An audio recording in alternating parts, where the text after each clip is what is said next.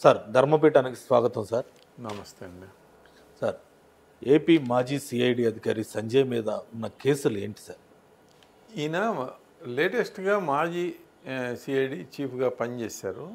ఆయన్ని ప్రస్తుత ప్రభుత్వం సస్పెండ్ చేసింది. దేనిలో అంటే ఈయన అగ్నిమాపక దళ డిఐజీగా ఉన్న సమయంలో ఒక 150 ట్యాబ్లు, ఒక యాప్స్ తయారు చేయించడానికి సౌత్రిక టెక్నాలజీస్ అనేదానికి ఒక కాంట్రాక్టు ఇవ్వటం జరిగింది.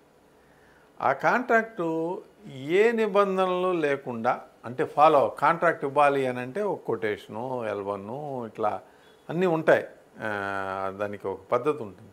ఎందుకంటే దాదాపు పెద్ద టెండర్ కాబట్టి, సర్వీస్ టెండరు, అది ఏమీ లేకుండానే వాళ్ళు ఇచ్చేశారు అనేది ఆరోపణ.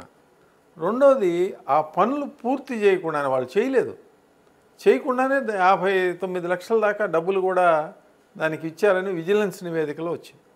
దాన్ని బేస్ చేసుకుని, ఆ విజిలెన్స్ నివేదికను బేస్ చేసుకుని ఈ సంజయ్ని మరి సస్పెండ్ చేయటం జరిగింది. విధుల్లో నుంచి తొలగించారా కానీ తర్వాత తదుపరి విచారణ ముందుకు అయితే ఆయన డిఐజీ చీఫ్ అయ్యారు. ఏది మాజీ అగ్నిమాపక దళ డీజీ చేసిన తర్వాత మన సిఐడికి చీఫ్ అయ్యారు. చీఫ్ అయ్యి రాష్ట్రం మొత్తం అతలాకుతం వివిధ కేసులు నారా చంద్రబాబు నాయుడు ఈయన ప్రెస్ మీట్ల దగ్గర నుంచి అన్నీ మనం చూసాం. ఆయన చేసిన నిర్వాహకం ఏంటంటే, ఆ డిఐజీ చీఫ్గా ఈ ఎస్సీ ఎస్టీ అట్రాసిటీస్ చట్టం మీద అవగాహన కోసం కొన్ని సదస్సులు అయ్యి నిర్వహించారు. ఆ సదస్సులు నిర్వహించిన దానికి క్వెట్రప్ ఒక సంస్థకి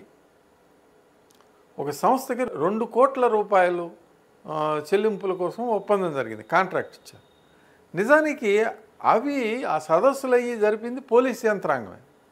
సిఐడి వాళ్ళే పోలీస్ యంత్రాంగం సహాయంతో ఆ సదస్సులు అయ్యి నిర్వహించారు.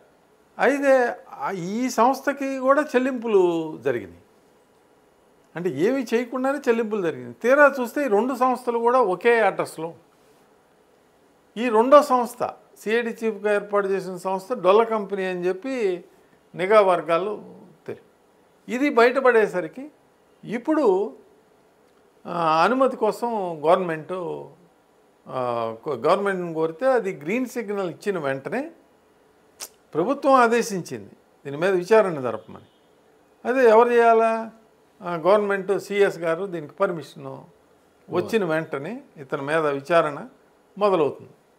అంటే గత ప్రభుత్వంలో ఎంత సీనియర్ అధికారి అయినా కానీ తప్పులు చేస్తే శిక్ష అనుభవించక తప్పదు. అంటే వీళ్ళంతా ఏమనుకున్నారంటే, ఈ అధికారులందరూ ఈ అధికారం శాశ్వతం, జగన్మోహన్ రెడ్డి గారే పర్మనెంట్గా ఉంటాడు, ఎందుకనంటే ఆయన 175 అంటున్నాడు కదా, ఈయన పర్మనెంట్గా ఉంటాడు అని చెప్పి అవకతవకలు చేస్తున్నారు. కాబట్టి ఆ చేసిన దానికి ఇప్పుడు శిక్ష అనుభవం.